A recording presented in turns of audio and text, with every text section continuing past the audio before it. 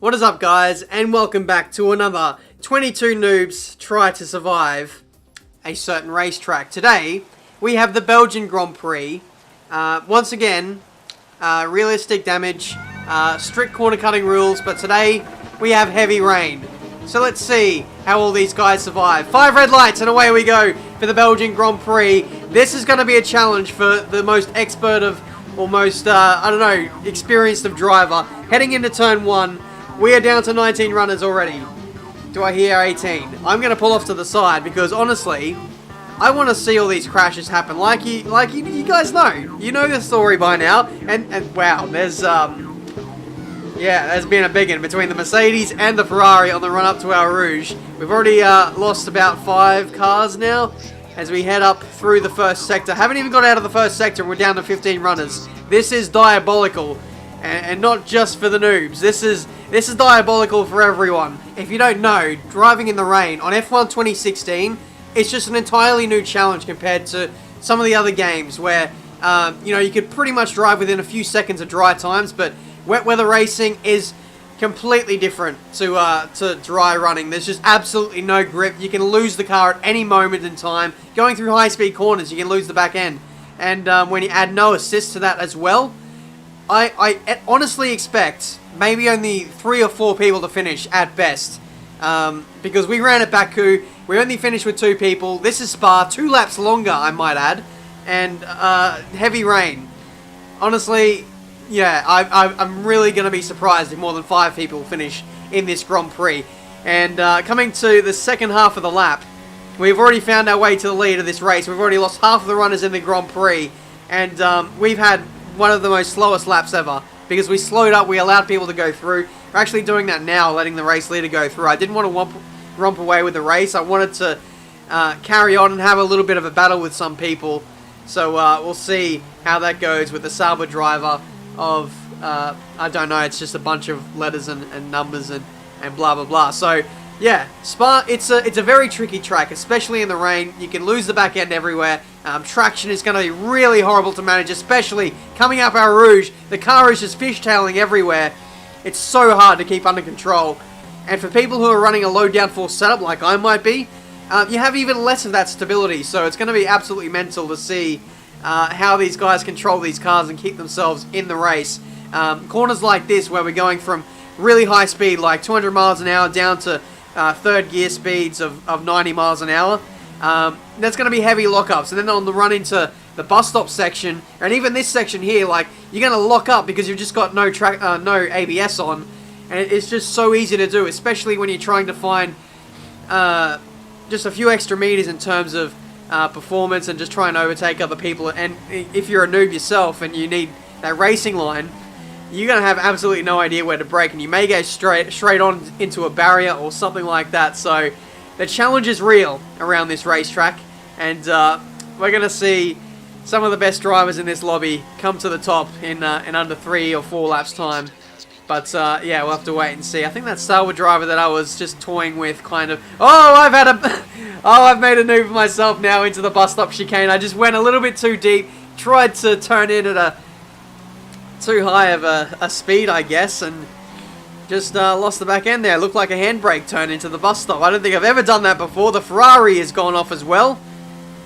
El Rouge is just so slippery, especially when you get on those curbs. It even happens in the dry, but in the wet, you just need to be so careful. Make sure you keep the car as straight as possible. It's just a nightmare trying to negotiate through that corner. Even, Radeon. Is it Radeon? I'm not too sure. With that corner, you have to shift down to 7th gear. There are a lot of corners where you have to back off a lot more than what you normally would to survive here in Spa. Now, penultimate lap, we set the fast lap of the Grand Prix on the previous time around. We're chasing down Snowdor, who has just made a mistake after we set the fastest lap, and we managed to fly past him there. So we might see a little bit of a battle here. I'm going to try and pull away at this stage now. I think I'm done trying to battle with guys. I just want to set a fastest lap and see what my pace is like in the rain. So we'll see how that goes. Snowdor, I believe he might be an AOR league racer. Not entirely sure. So we might have a good battle on our hands. Currently a 10th down on our previous best. We've got up on the curb and we've spun onto the inside barrier. Lost half of our front wing now, and that's really going to cost us some time. So we've got a battle on here with Snowdor with half a front wing, and I believe we gave him a little bit of a touch there. Not entirely my fault, I will say sorry about that, but I just underestimated the amount of turn-in that I had, or lack of turn-in that I had heading into Blanchimont on that occasion. So after that incident, I think I'm going to take things with much more care. We're actually going to shift down to 7th gear going up our Rouge just to really get ourselves through these corners without, you know, using too much of the track or running wide or whatever it may be. We need to slow down those apex speeds in order to make it through without making a mess of things. But it's the final lap of the Belgian Grand Prix, and we're trying to hold off Snowdor for the race win in this race, and I've left him the inside there. Hopefully he locks up a bit and we can hang it round the outside. I just don't have the aero at the moment to stick with him. It's really frustrating. I'm doing what I can in the corners and on the exits, but it's just not quite enough. So we might have to tuck into the slipstream, really just hope that he makes a mistake. He's run wide through Pouon now, so this might give us half a chance of getting an overtake done. So yeah, this is turning into a bit of a spicy end to this Survive Spa episode, where we're actually down to 5 runners in this race. I'm sorry I haven't really talked about anything much else, but there's been so much going on between myself and the race win here that I forgot to talk about everyone else in this race. We're down to 5 runners now. That could be even less by the time we get to the end of this race, but now we're going to have to throw caution to the wind here. I just went in a little bit too hot to Blanchimont there, run wide, haven't lost too much time, haven't even gained time to be honest, but it looks like Snowdor is going to run away with this one. Really unfortunate, because I just threw that one away. I could have won that race if I didn't lose the front wing. I probably would have won by a few seconds there, but that's the checkered flag.